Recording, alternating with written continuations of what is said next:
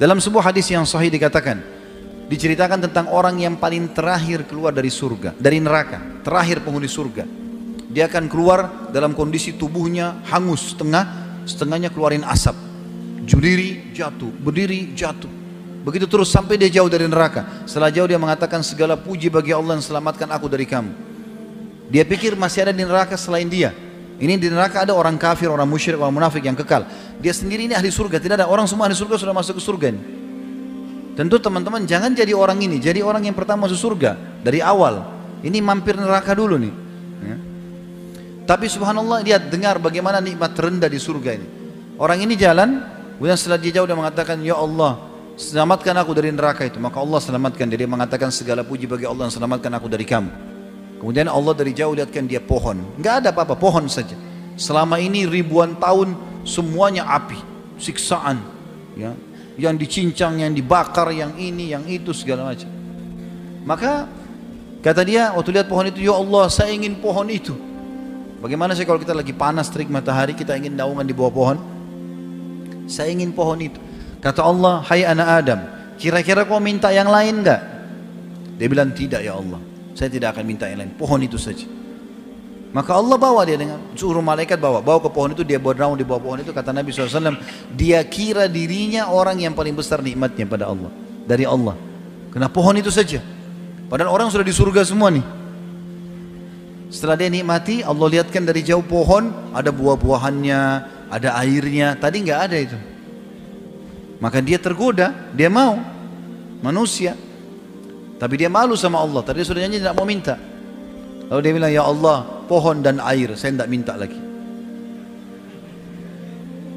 Kata Allah SWT, hai anak Adam, sudah janji tadi, ya Allah pohon sama air, tidak minta lagi. Lalu dia kasih janji-janjinya sama Allah. Kata Nabi SAW, dia janji sama Allah, tidak akan. Baik, Allah antar ke pohon itu. Dia nikmati buahnya, dia mandi di airnya, segar. Dia anggap nikmat, dia adalah hamba Allah yang paling besar nikmatnya. Dari kejauhan setelah itu Allah bukain pintu surga, gerbangnya, kecium bau wanginya. Dia lihat orang pakai baju sutra, dayang-dayang, pohon-pohon yang indah. Dia mau minta sama Allah, dia malu. Sudah janji tadi. Tapi ini surga. Kalau dia bilang, ya Allah surgamu, saya nggak minta yang lain. Kata Allah, hai anak Adam, nggak ada yang memuaskan kamu. Apa kau mau aku berikan kamu seperti yang dimiliki oleh raja terkaya dunia? Sekarang saya akan masukkan kau ke surga ini, seperti permintaanmu. Tapi aku kasih kamu yang seperti dimiliki raja terkaya dunia. Tahu siapa ini teman-teman? Sulaiman alaihissalam. Kalau kita bilang raja terkaya di dunia, Sulaiman AS bisa suruh jin, bisa bicara sama hewan, istananya dari kaca, luar biasa. Nggak ada raja seperti Sulaiman. Sampai kata Nabi SAW, Sulaiman telah minta kerajaan tidak boleh orang sebelumnya dan sesudahnya.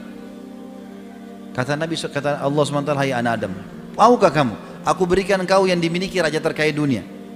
Dia bilang, raditu ya Rabb, aku ridho. Jangankan begitu, masuk surga sudah cukup, apalagi dapat yang terkaya raja dunia ya. Maka Allah bilang, wala kamithluhu, kau akan dapat dobelnya, 2 kali lipat. Lalu dia mengatakan, raditu ya Rabb, aku ridho hai Tuhanku. Allah lagi bilang, wala kamithluhu, kau akan dapat lagi yang dobelnya. Terus saja dia mengatakan raditu, Allah juga mengatakan, dan kau akan dapat semisalnya sampai 10 kali lipat. Saking gembiranya dia mengatakan, engkau adalah hambaku dan aku Tuhanmu ya Allah. Dia balik karena bahagianya dia. Jadi teman-teman, surga yang dijanjikan ini depan mata. Ada orang mati syahid di perang Khaybar. Orang ini baru masuk Islam, baru syahadat. Rupanya waktu Nabi SAW dengan 1399 pasukan beliau, 1400 dengan beliau SAW mengepung benteng, berhasil menembus benteng Yahudi. Ada 9 benteng, ada yang pertama tembus. Lalu Nabi SAW bagi-bagi harta rampasan perang. Rupanya orang ini pantau peperangan Nabi SAW. 40 hari dia lihat tiap hari peperangan Nabi. Maka dia tertarik lihat Islam. Orang sholat, baca Quran. Dia orang Arab, dia ngerti Al-Quran, bahasa Arab. Dia tertarik. Setelah Nabi SAW menang, dia datang kepada para sahabat tanya, ini agama apa kalian ini? Kata dijelaskan oleh para sahabat, ini agama Islam, di bawah itu adalah utusan Allah gini-gini. Dia tertarik, dia mau masuk Islam. Kata para sahabat, langsung aja ke Rasulullah SAW di depan tuh. Nabi SAW lagi bagi-bagi harta rampasan perang. Setelah dibagi-bagi atau sementara dibagi-bagi, orang ini mengatakan, ya Rasulullah, saya seseorang dari suku Arab Badui, tertarik dengan agama Islam, saya ingin masuk Islam. Kata Nabi SAW, baiklah. Asyhadu an la ilaha illallah wa anna Muhammad Rasulullah. Sederhana, 2 kalimat. Syahadat dia. Lalu kata Nabi SAW kepada orang yang sedang membantu beliau bagi-bagi harta rampasan perang, kasih juga orang ini. Karena dia hadir pada pembagian harta perang, bagi. Kata orang itu, ya Rasulullah, saya masuk Islam bukan untuk ini. Saya udah biasa hidup susah di padang pasir, saya nggak mau harta. Saya mendengar teman-teman Anda berkata, kalian datang ke sini untuk mati dan masuk surga. Dibunuh sama orang kafir, masuk surga. Apa benar ya Rasulullah? Iya benar. Kalau begitu ya Rasulullah, yang saya ingin satu saja. Panahnya orang Yahudi ini kena di sini, tembus di sini. Dia tunjuk titiknya di sebelah kiri dadanya. Kena di sini, tembus di sini. Kata Nabi SAW, kalau kau jujur, tulus, Allah kasih kau itu. Sudah. Akhirnya dia pergi. Dia gabung sama pasukan umat Islam. Nabi SAW bagi rampasan perang. Nabi suruh gerak pasukan, ayo ke benteng yang kedua, kepung nih.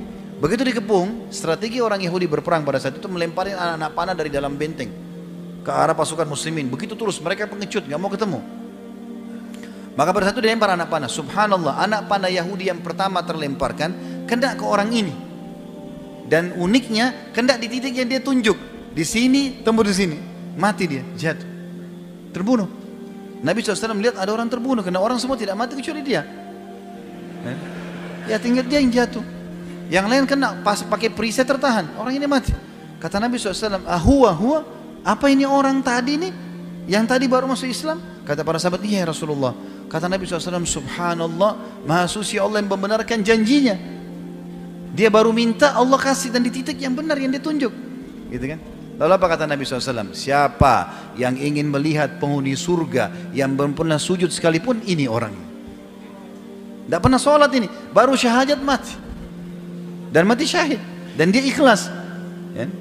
Maka dia masuk surga. Lalu apa kata Nabi SAW? Ini wasiatnya, ini penutupan bahasan kita. Apa kata Nabi SAW? Ingatlah, sesungguhnya surga seseorang di antara kalian lebih dekat daripada tali sendalnya. Azan, sholat, ada orang tua, bakti, ada celengan masjid, sedekah. Itu aja kok, amal-amal soleh yang sudah kita tahu. Itu, mati masuk surga. Lebih dekat dari tali sendal, kata Nabi SAW. Ini orang ini syahadat mati, masuk surga.